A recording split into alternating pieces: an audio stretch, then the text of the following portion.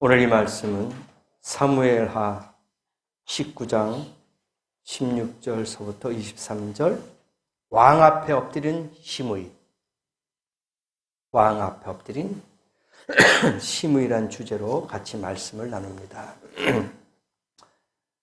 사람은 별 사람이 없습니다마는 간혹 특별한 사람도 있어요. 다 똑같아요, 사람은. 그러나 특별한 사람이 있다. 다윗은 특별한 사람이고 시대보다 큰 사람이에요. 정치인도 그 나라, 그 시대보다 작은 사람이 있습니다. 그러면 그 시대가 어렵게 되겠죠. 그러나 그 나라보다 크고 그 시대보다 큰 인물도 있어요. 미국의 링컨 대통령이란 말입니다. 미국보다 큰 대통령이었어요. 큰 인물이었단 말입니다. 그래서 몇 세대가 흘러도 그 이름이 빛을 발하는 거예요. 위대한 사람이었죠. 다윗도 시대보다 크고 나라보다 큰 인물이었습니다. 지금도 다윗 이후로 전 세계적으로 그 이름을 사용하고 있지 않습니까? 데이빗 이렇게 나오고 있습니다. 그만큼 다윗도 아주 강한 위대한 사람이다. 그렇게 볼 수가 있습니다. 근데 다윗은 큰 사람이기 때문에 정치보복을 하지 않아요. 자기를 배신하고 떠나갔던 신복들과 장군들, 또 친구들, 모든 군사들, 백성들 무조건 다 용서합니다. 이게 큰 사람이에요. 오늘 본문 말씀 한번 보세요. 다윗이 왕으로 다시 왕궁으로 돌아와요. 어떻게 된 사건이냐? 모든 사람들의 마음이 이제 다윗에게 다시 향합니다. 다시 왕궁으로 돌아오십시오. 우리가 모시겠습니다. 유다 지파를 비롯한 이스라엘의 모든 지파들이 회의를 하면서 다시 예루살렘 궁으로 모십니다. 오늘 본문에 이름이 나와요. 누가 나옵니까? 한번 보세요. 이름이 나옵니다. 어떤 이름이 나올까요? 유명한 사람이에요. 누구요? 시므이. 시므이가 나와요. 오늘 이 시므이에 대해서 말씀을 증거하고자 하는 거예요. 많은 유대 사람들과 많은 대표자들이 요단강을 건너서 기다리고 있어요. 다윗을 지금 기다리고 있단 말입니다. 본문 그대로 보면은. 근데 그 큰 행사를 앞두고 제일 심각한 상황에 빠진 사람이 누구냐? 시므이예요. 시므이는 게라의 아들. 그렇게 나오죠. 오늘 본문에 보니까. 게라의 아들 16절 본문 그대로 시므이가 급히 유다 사람과 함께 어떻게 해요? 다윗 왕을 만나러 가는 거예요. 제일 앞장서 가는 거예요, 지금. 마음이 급했어요. 사무엘하 16장을 한번 나중에 보면요.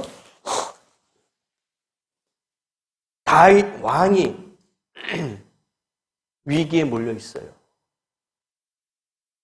본문 나중에 사무엘하 16장을 자세히 한번 보면요. 위기에 몰렸을 때 다윗 왕이 어떻게 해요? 맨발로 도망가요. 얼마나 급했으면. 위급한 상황이었어요. 그래서 다윗이 맨발로 도망갑니다. 그럴 때 바후림 사람 게라의 아들 시므이가 어떻게 할까요? 쫓아갑니다. 쫓아가면서 돌을 던져요. 막 욕을 하고 막 저주를 퍼붓습니다. 그런데 이제 다윗이 예루살렘에 다시 돌아온다는 소리를 들으니까 아이고 난 죽었다 이제. 가장 심각하고 가장 두려운 마음을 갖고 있는 거예요. 왜? 그때 당시 다윗이 도망갈 때는 뒤에서 조롱하고 돌을 던지면서 막 얼마나 욕설을 했겠습니까? 그런데 그 다윗이 돌아온다니까 가장 먼저 두려움에 떨고 있는 거예요. 나 이제 죽었다. 그래서 어떡합니까? 시므이가 비상 강구를 수단을 쓰고 있어요. 오늘 말씀 여기 나와요. 비상으로 자기가 딱 했는데 뭘 했습니까? 그 종들을 1000명을 동원해. 자기 사람, 자기 친척 이런 사람들 전부 다 모여가지고 1000명을 동원합니다. 왜요? 지난 날을 생각하면 자기는 죽을 수밖에 없어. 이제는 꼼짝없어. 그러니까 자기를 도와줄 수 있는, 자기가 힘이 될 수 있는 그런 사람들을, 친인척 사람들을 불러가지고 1000명을 동원한다고 오늘 본문에도 나오잖아요. 조금이라도 두려움을 없애기 위해서, 나는 또 이 정도의 능력이 있다 하고 가시하기 위해서 하는 것이 아니겠냐 이거예요. 1000명을 동원합니다. 이걸 볼 때 저는 이런 생각해요. 사람을 대할 때 함부로 대하면 안 되겠구나. 현실만 보면 안 되겠구나. 먼 미래를 봐야 되겠구나. 왜요? 이 사람이 나중에 어떻게 될지 모르는 거예요. 내가 지금 이 사람을 미워하고 시기하고 질투하고 저주를 했지만 이 사람이 나중에 성공해서 정말 위대한 사람, 큰 인물이 돼서 돌아온다면 어떤 마음으로 내가 받아들일 수 있을까? 바로 오늘 다윗과 시므의 관계란 말입니다. 여러분의 가정도, 여러분의 자녀도 마찬가지예요. 우리 자녀들이 속색이고 말을 안 듣고 막 그래요. 그 부모님 뭐라고 합니까? 아이고, 이놈아 너 싹시 너 오라타. 틀렸다는 얘기예요. 너에게는 기대할 게 없다 이거예요. 그리고 무시합니다. 편견을 갖고 있어요. 그렇게 하면 절대로 안 된다는 거예요. 이 자녀가 나중에 가가지고 얼마나 큰 성공을 하고 돌아올 줄 모르는 거야, 부모님도. 지금은 속을 속이고 지금은 보이는 것이 없어요. 미래가 불투명합니다. 근데 이 자녀가 나가서 얼마나 크게 성공하고 돌아올 줄 어떻게 알겠어요? 그래서 우리는 미래를 보면서 함부로 대하면 안 되겠구나. 여러분도 그렇게 생각을 해야 될 줄 믿습니다. 그래서 여러분의 자녀도, 여러분의 가정도, 또 여러분의 예배드리는 이 교회도 함부로 판단해서는 안 되겠구나. 그 생각이 드는 거예요. 하나님은 어떻게 하실지 뭐예요? 오늘만 보지 말자 이거예요. 현실만 보지 말자 이거예요. 미래를 바라보자 이겁니다. 여러분의 자녀 미래를 보시기 바랍니다. 여러분의 가정 미래를 보시기 바랍니다. 여러분의 교회 미래를 바라보시기를 바랍니다. 분명히 여러분에게 귀한 것으로, 좋은 것으로, 아름다운 것으로 돌아올 줄 믿습니다. 여러분을 아프게 하고 힘들게 하고 어렵게 하는 사람이 있어요. 그럼 여러분 어떻게 하겠습니까? 저주할까요? 욕도 한번 한 바가지 한번 해볼까요? 아니죠. 언젠가는 그것이 나에게 돌아온다는 것을 아셔야 됩니다. 분명히 나에게 돌아와요. 그래서 여러분의 가정과 자녀 모든 환경 미래를 보시면서 자녀를 기르시기 바랍니다. 미래를 보시면서 포기하지 마시기 바랍니다. 미래가 있어요, 우리에게. 현실만 살다 죽을 거 아니잖아요. 오늘만 살다가 죽는 것이 아니잖아요. 미래가 있어요. 내일이 있어요. 그래서 포기하지 마세요. 미래를 바라보고 잘 앞으로 나가시길 바랍니다. 결혼도 마찬가지예요. 결혼할 때 사람을 보면 안 돼요. 미래를 봐야 됩니다. 그 사람의 미래를 봐야 돼요. 그 사람의 미래를 보고 결정해야지 현실만 바라본다면 실수할 겁니다. 그래서 우리가 신중해야 돼요. 직장도 마찬가지입니다. 현실만 바라보고 일회용으로 파트타임으로 일하면 안 돼요. 미래를 바라보고 직장을 구해야 되는 겁니다. 한 달, 두 달 하다가 그만둘 게 아니잖아요. 10년, 20년간은 그런 직장 생활, 미래를 바라보고 결정하자. 결혼도 1년, 2년 살다가 그만둘 게 아니잖아요. 평생 같이 할 거잖아요.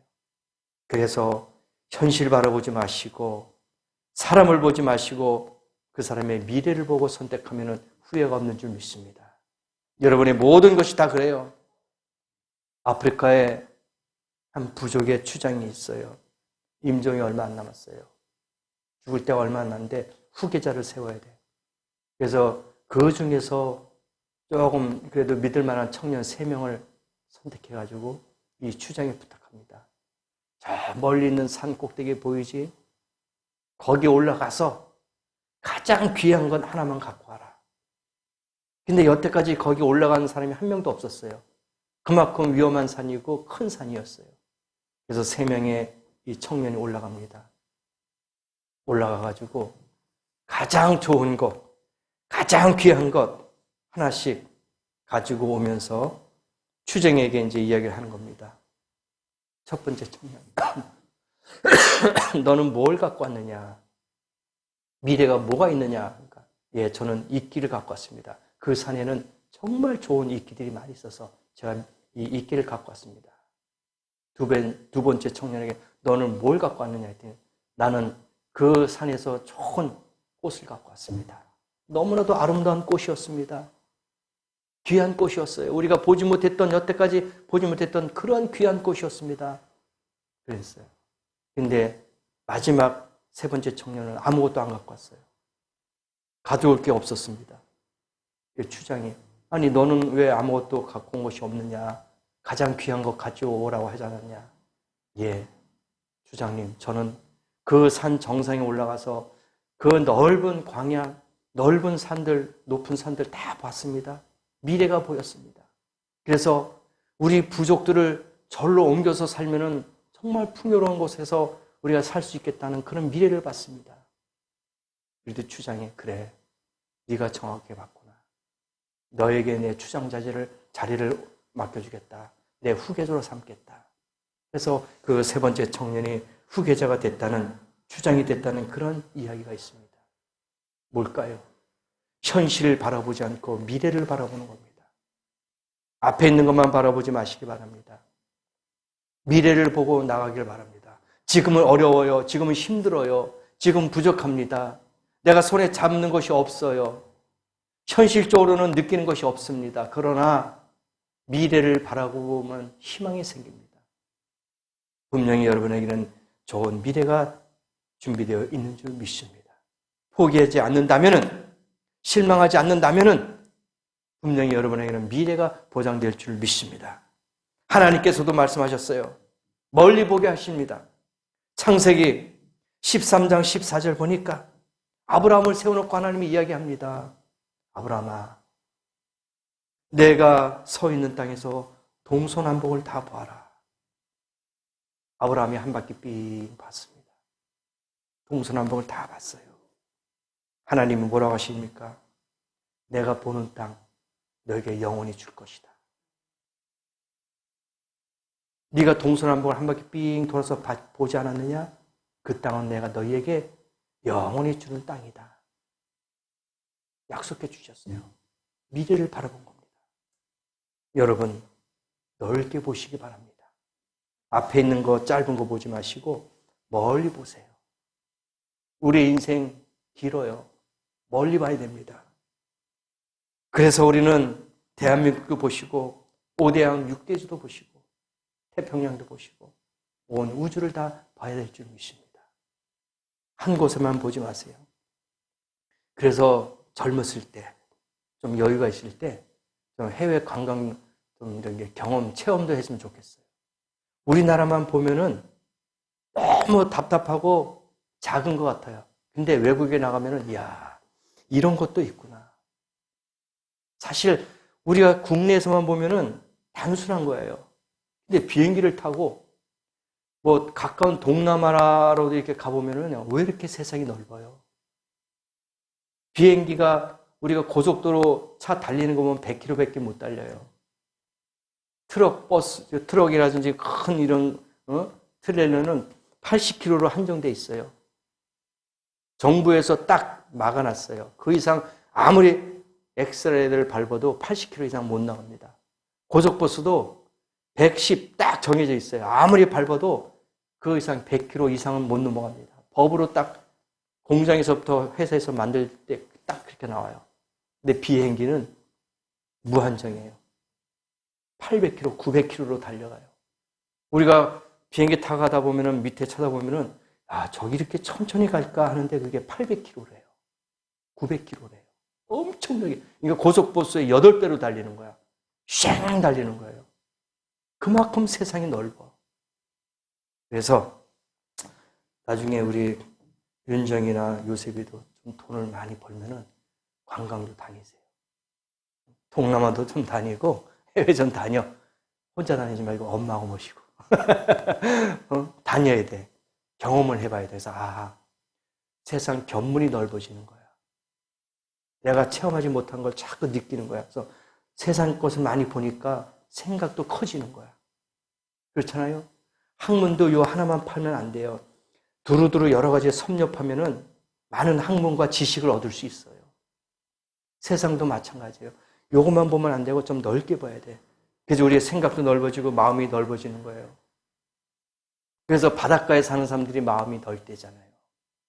내륙에 있는 사람은 그거만 보니까 맨날 빌딩, 건물, 그거만 보니까 몸이 그냥 생각이 단순한 거예요. 좁아요. 근데 넓은 바다를 보는 사람들은 그만큼 넓대요. 생각이 넓대요. 베푸는 것도 많이 베푼대요. 그래서 여러분 많이 체험하는 겁니다. 그 아브라함에게도 이야기한 게 그거예요. 동서남북을 쳐다봐라.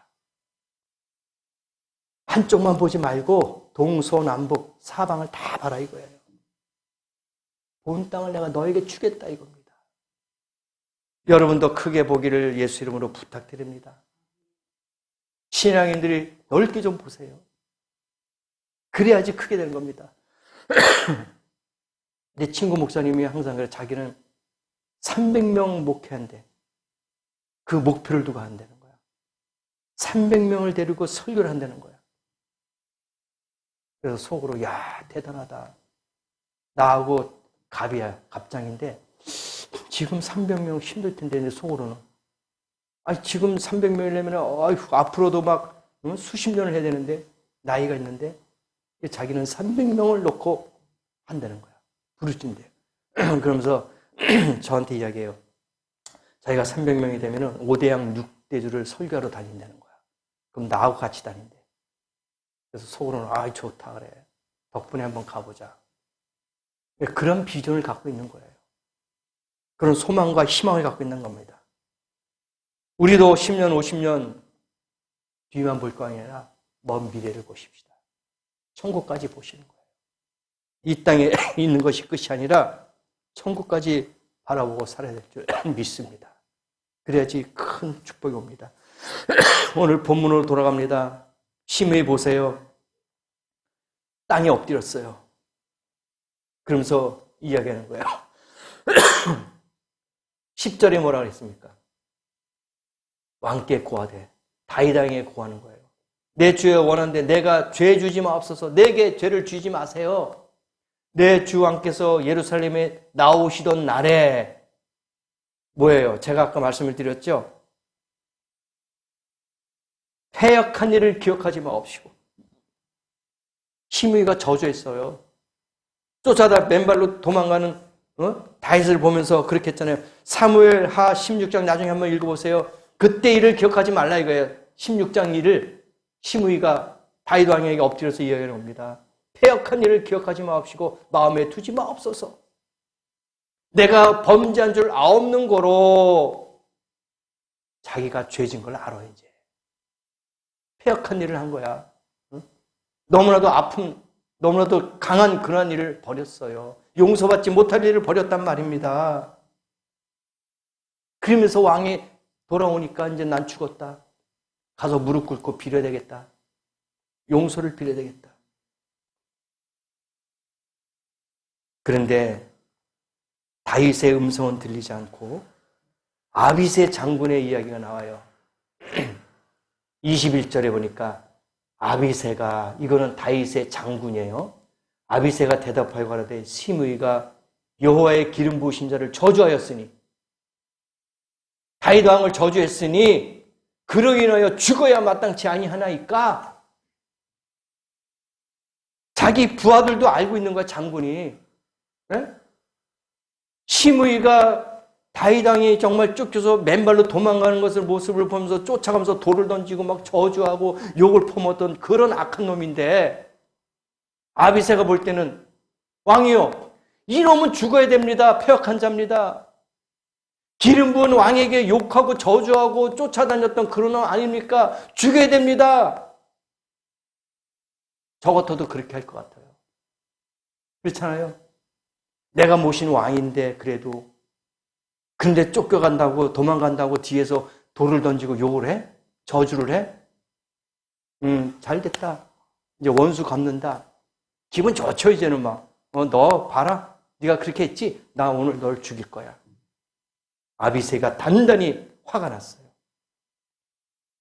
그 사람을 죽여라 이거야. 죽여라. 아비새가 이야기하는 거야. 이건 죽여야 됩니다. 죽어야 마땅치 아니하나이까 21절에 정확하게 이야기하는 거예요. 화가 나서. 다윗 왕은 자기 말 한마디에 시므이가 죽고 살고, 그렇죠? 혀에 달려 있어요. 왕이 예를 들어서 다윗 왕이 야 죽여. 그러면 시므이는 죽어요. 이 시므이를 죽여도 그 누구도 잘못됐다고 말할 수가 없어요. 오히려 잘 죽었다. 그래. 시므이 저놈은 죽어야 돼. 박수 칠 거예요. 왜? 다 봤어요. 알거든요. 뒤에서 돌 던지고 욕하고 저주했던 그 시므이인데 당연히 보복하죠. 돌아왔으니까 이제는 정권을 잡았으니까 이제는 죽여야 됩니다. 그 누구도 반대 못해요. 당연한 겁니다. 그런데 고민하고 있어요 지금. 이걸 어떡하냐. 근데 장군 아비새가 끼어든 거예요. 왕이요, 죽이세요. 쟤는 안 됩니다. 왕을 함부로 저주하고 욕한 놈 아닙니까? 저놈 어떻게 살려둡니까? 그냥 죽이세요. 근데 다윗 왕이 뭐라 그랬습니까? 21절에 보니까 수르야의 아들들아, 내가 너희와 무슨 상관이 있기로 너희가 오늘 나의 대적이 되느냐? 오늘 어찌하여 이스라엘 가운데서 사람을 죽이겠느냐? 이게 무슨 뜻이에요? 살려주겠다는 뜻이에요. 죽이지 않겠다. 기가 막혀요. 무슨 말이냐? 내가 오늘 왕으로서 지금 인관을 하고 있는데 내가 이런 아름다운 날, 축복의 날에 내 손에다가 피를 묻힐 수가 있겠느냐? 그냥 용서해라. 네? 용서하자 이거예요. 살려두자. 이게 가장 큰 보복인 줄 믿습니다. 내 원수 죽여야 되지만은 내가 용서해 주는 거야. 이것보다 더 큰 심판이 어디 있어요? 그러면 당사자는 얼마나 부끄럽겠어. 죽는 것보다 못할 짓이야 이게. 그잖아요. 차라리 죽여주세요. 난 죽어야 마땅합니다 하는 건데 내가 어떻게 이 좋은 날에 내 손에다 피를 묻히겠느냐. 너를 용서해 주겠다. 그것보다도 더 큰 심판이 어디 있겠냐 이거예요. 그래서 다윗은 그래서 위대한 거야. 그래서 다윗이 큰 사람이란 말입니다. 오늘 이런 마음이 우리의 마음속에 있어야 될 줄 믿습니다. 내가 너를 용서하겠다. 과거에 저를 묻지 않겠다 이거예요. 여러분, 내가 교회 믿음 생활하면서 실수와 허물이 있어요. 죄를 졌습니다. 그럼 어떻게 해요? 죽어야 됩니다. 마땅히 심판받아야 돼요. 근데 예수님이 뭐라 했습니까? 다 용서하셨잖아요. 70번씩 7번이라도 용서하라 이거예요. 바로 이게 예수님의 마음이야. 다윗이 그런 왕이었단 말입니다. 여러분에게도 이런 마음이 있기를 예수 이름으로 부탁합니다. 용서하고 이해하고 받아주고 내가 어찌 손에 피를 묻히겠느냐. 아름다운 모습 아닙니까? 용서받지 못할 것이라는 것은 심의 자신도 알고 다른 사람들도 다 알고 있어요. 이제 너는 틀렸다. 저놈은 틀렸다. 이제 너는 죽었다. 아비새도 알았습니다. 그런데 용서를 받았어요. 근데 여기서 하나의 결정적인 중요한 게 있어요. 뭐냐? 17절에 보니까 요단강을 밟고 건너 왕의 앞으로 나오니라. 누가요? 시므이가. 17절 중간에 보니까 베냐민 사람 1,000명과 그죠? 종들과 더불어 요단강을 밟고 건너와 왕의 앞으로 나오니라. 그리고 18절 마지막 절 보니까 시므이가 왕의 앞에 엎드려. 회개해요. 뉘우친 겁니다. 반성하는 거예요. 저와 여러분도 실수가 있고 허물이 있고 잘못된 것이 있다면 주님 앞에 나와서 무릎 꿇어야 될 줄 믿습니다. 그래야지 용서받는 거예요. 시므이가 만약에 집에 있었어요. 숨어 있었어. 무서우니까. 아, 난 틀렸다. 난 죽었다. 하고 자기 집에 숨어 있었다든지 아니면은 어느 은신처에 가서 숨어 있었어. 그럼 어떻게 했을까요? 그 사람은 죽었을 거예요. 그렇잖아요? 다윗 왕이라든지 그 부하가 아비새가 장군이 야 시므이 찾아서 죽여. 그러면 집이라든지 은신처에서 죽을 수밖에 없었어요. 그런데 시므이는 똑똑했어요. 왕 앞에 나갔어. 무릎을 꿇었어요. 그리고 고한 거예요. 과거의 내 죄를 기억해 주지 마세요. 용서해 주세요. 뉘우친 겁니다. 이게 바로 죄인된 우리의 모습이 돼야 될 줄 믿습니다. 주님 앞에 나가야 될 줄 믿습니다. 여러분, 미국의 추수감사절 아시죠? 추수감사절에는 칠면조 고기를 합니다. 근데 행사가 있어요. 그 칠면조 한 마리를 대통령 앞에 갖고 옵니다. 그럼 대통령은 이 칠면조를 사면해. 평생 사육장에서 죽을 때까지 잡아먹지 않고 자연사할 때까지 자유를 준 거예요. 풀어주는 겁니다. 1년에 한 마리씩 그렇게 해요. 추수감사절 때. 왕이 선포합니다. 죽이지 말라. 이 칠면조는 스스로 자연사할 때까지 키워라. 그런 사명이란 말입니다. 우리도 오늘 이 시간에 예수님께서 우리에게 모든 죄를 다 사해 주신 줄 믿습니다. 지금 이 자리에도 이 자리가 구원의 자리인 줄 믿습니다.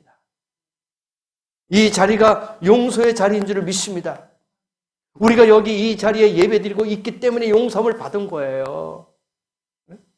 우리가 하나님 앞에 나왔기 때문에 이 자리가 복된 자리고 치료의 자리고 용서의 자리가 되는 줄을 믿습니다. 시므이가 그걸 알았던 거예요. 지혜론자잖아요. 숨어 있으면 안 돼요, 여러분. 주님 앞으로 나와야 됩니다. 고린도 후서 6장 2절에 보니까 보라 지금은 은혜 받을 때요. 보라 지금은 구원의 날이다. 바로 지금이 은혜 받고 지금 구원받는 날인 줄을 믿습니다. 주님 앞에 나와야 되는 거예요. 문이 닫히면 회개도 안 돼요. 노아 홍수가 났었어요. 40야 주야로 비가 내렸어요. 8명밖에 들어가지 못했습니다. 문이 닫혔어요. 많은 사람이 빠져 죽어요. 그러면 중간에 20일째 되는 날 문이 열렸을까요? 30일째 되는 날 문이 한 번 더 열렸을까요? 아니에요. 하나님이 닫힌 문은 그 누구도 열 수가 없다는 겁니다. 구원의 문이 닫히면은 그것을 끝나요. 오늘 이 시간 하나님께서 우리에게 주신 은혜의 시간, 축복의 시간, 치료의 시간인 줄 믿습니다. 이 시간 놓치면 문이 닫히면 없어요. 지금 이렇게 문이 열려 있을 때 주님 앞으로 나와야 된다 이거예요. 닫히면 이제 우리 구원은 없단 말입니다. 그래서 저와 여러분은 복된 사람인 줄 믿습니다. 왜? 열려있는 문으로 들어왔잖아요. 용서함을 받았잖아요. 치료함을 받았잖아요. 그래서 내가 남편에게 용서받지 못할 일 했고 내가 아내에게 용서받지 못할 일 했고 하나님과 사람에게도 도저히 용서받지 못한 악한 큰 죄를 지었다 하더라도 주님 앞에 나와서 엎드려 용서를 빌면은 사함을 받을 줄 믿습니다. 이게 하나님이 오늘 주신 우리의 교훈이란 말입니다. 이사야서 1장 18절에 보니까 우리가 서로 변론하자. 오자. 야, 다 와라. 너희 죄가 분홍같이 거물지라도 다 와라. 나와 같이 한번 이야기해보자. 대화를 한번 해보자. 그거예요. 우리의 죄가 정말 붉은 그러한 죄가 있다 할지라도 와. 대화하자. 그러면은 눈과 같이 휘어질 것이요. 양털과 같이 될 것이다. 그랬어요. 와라 이거예요. 와서 나에게 이야기하라. 고백하라. 해주시겠다 이겁니다. 그 다음에는 기억도 안 해주시겠다 이거예요. 기억도 하지 않겠다. 오늘 보니까 시므이가 얘기했어요. 왕이요, 내가 해역하는 것을 했는데 기억도 하지 않게 해주세요. 기억하지 마옵소서. 나왔잖아요. 19절. 그러니까 다윗이 기억하지 않습니다. 23절 마지막 절 뭐라고 했어요? 시므이에게 이르되 내가 죽지 아니하리라 하고 저에게 맹세하니라. 왕이 내렸어요. 명령을. 어명이에요. 내가 너를 사하겠다. 내가 너를 죽이지 않겠다. 약속해 주셨어요. 오늘 하나님께서 우리에게 약속해 주신 줄 믿습니다. 너희 죄를 사하노라. 이제 너는 내 자녀다. 내 백성이다. 시므이도 이 백성이 다윗의 백성이 됐잖아요.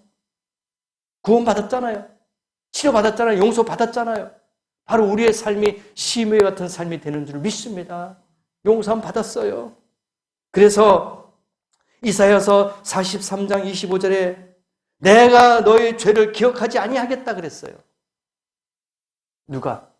예수님이. 예레미야 31장 34절에 내가 그들의 죄악을 사하고 다시는 그 죄를 기억하지 아니하리라. 그러므로 여러분도 용서받은 죄는 기억하지 마시기 바랍니다. 하나님이 다 용서하고 기억 안 했는데 여러분이 왜 기억을 해요? 기억하면 안 돼요. 내가 지은 죄 다 사함 받았습니다. 그러면 다 지워진 거예요. 칠판에 글씨 쓴 거 지우개 다 지웠어요. 이제 없어요. 근데 여러분 스스로 또 그 죄를 기억하면 안 된단 말입니다. 사함 받았는데 스스로 올무에 빠지면 안 되는 거예요. 얼마나 큰 은혜입니까? 그러면서 이사야서 43장 18절에 이야기합니다. 너희는 이전 일을 기억하지 말며 옛적 일을 생각하지 말라. 이전 일을 기억하지 말래요. 옛적 일을 생각하지 말래요. 왜? 그러면 자꾸 유혹을 받아요. 마귀가 우리 마음속에 틈을 탑니다. 너 그 죄 졌잖아. 너 그거 생각나지 않아? 그거 용서 어떻게 받을 거야? 아니죠. 이미 다 끝났어요. 용서받았어요. 과거에 그거 생각하지 마십시다. 기억하지 마십시다. 할렐루야. 생각하지 마십시다. 이미 오늘은 오늘로 딱 시작하는 거야 또. 과거는 다 없어요 이제. 오늘서부터 또 시작하면 내일은 오늘 것이 또 지워지는 거예요. 이렇게 하나님 앞에 나가는 하나님의 자녀들인데 왜 과거에 기억을 합니까? 왜 옛적 것을 기억합니까? 그건 마귀가 주는 마음이에요. 과거를 다 잃어버리세요. 지워버리세요.